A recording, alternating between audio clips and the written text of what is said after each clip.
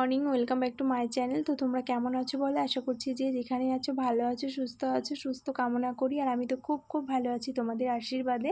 আর আজকে সকালটা একটু অন্যরকমভাবে তোমরা দেখতে পাচ্ছ ক্যামেরার সামনে আমাকে। তো ফসল উঠেছে আমাদের বাড়িতে, আর এই যে এখন তিলগুলোকে ছাদে ছড়িয়ে দিচ্ছি। আর সকাল সকাল খুব সুন্দর ঝলমলে রোদও উঠেছে। তো এই যে তোমরা সামনে দেখতেই পাচ্ছ, জানি না কতটা বুঝতে পারছো। আর আমরা যেহেতু বাড়ির বউ, আর আমাদের গ্রামের দিকটাতে ফসল আসলে আমাদের ফসল আর কি সঙ্গে সঙ্গে নিতে হয়, কাজবাজ করতে হয়।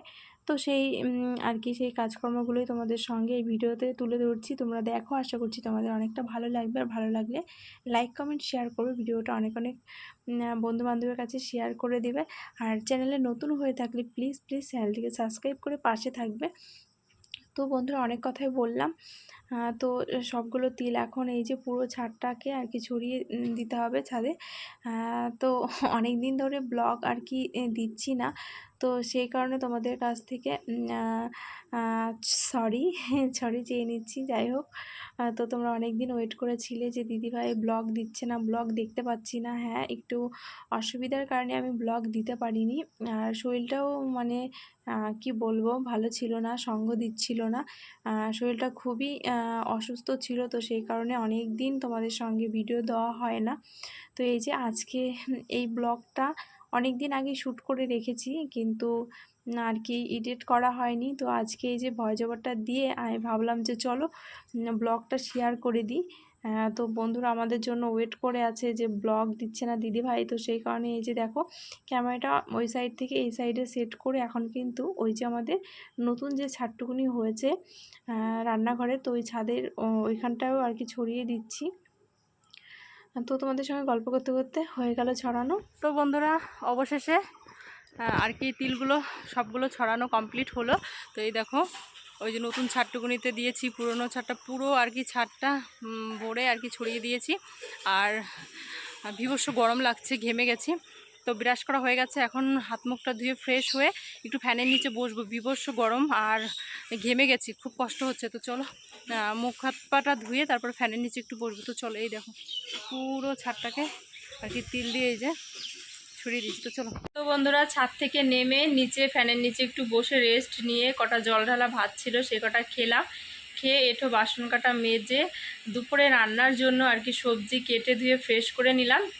আর এখন এসেছি ঘরে, এসে ক্যামেরাটা অন করলাম আর তোমাদের সঙ্গে এই যে বক শুরু করে দিয়েছি। তো চলো বন্ধুরা, বেশি ফাট না বকে এখন স্নানটা সেরে আসি। স্নান করে ঠাকুর পুজো দেবো, ঠাকুরের ফুল তুলতে হবে, থালা বাসন মাজতে হবে, রান্না করতে হবে। তো চলো স্নান করে আসছি।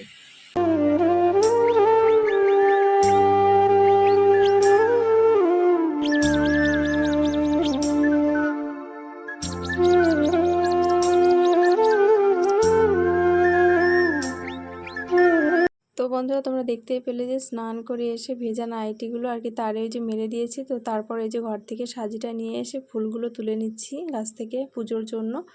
তো অনেক রকমের ফুল হয়েছে বাড়িতে, আর ফুল গাছ লাগাতে যেরকম ভালোবাসি, ফুল তুলতেও ভালোবাসি।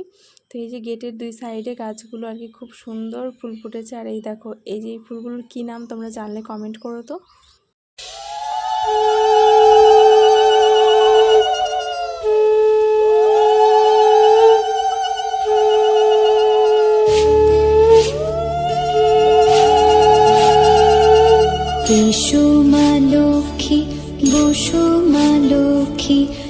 তো পুজো দেওয়া কমপ্লিট হলো, তোমরা দেখতেই পেলে। আর এখন হচ্ছে দুপুরে রান্নাবান্না করব।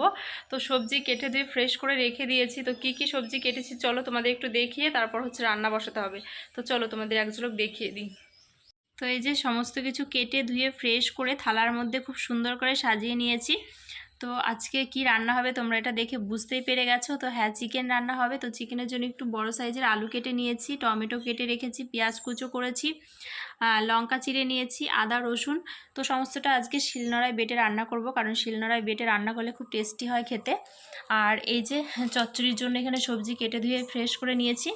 আর এই যে কলার মোচা দিয়ে এটা দিয়ে বড়া হবে। তো আজকে এই 3 রকমের আইটেম হবে। তো চলো চটপট রান্নাটা বসিয়ে দিই। তো বন্ধুরা, ফাইনালি রান্নাবান্না কমপ্লিট করে এখন এই যে ক্যামেরাটা অন করেছি, এই যে নর্মালি সাদা ভাত রান্না কমপ্লিট। তো এই যে ফাইনালি চিকেন রান্না কমপ্লিট। তো চিকেনের লাল লাল ঝোল ঝোল একটু রান্না করেছি ঝাল ঝাল করে। তো এই যে এরকমটা লাগছে দেখতে। তো এই যে দেখতে পাচ্ছ মোচার বড়া করেছি। আর এই বড়াগুলো খেতে ভীষণই ভালো লাগে, খুবই টেস্টি। তো তোমরা একবার বাড়িতে ট্রাই করে দেখো, তোমাদেরও খুবই ভালো লাগবে।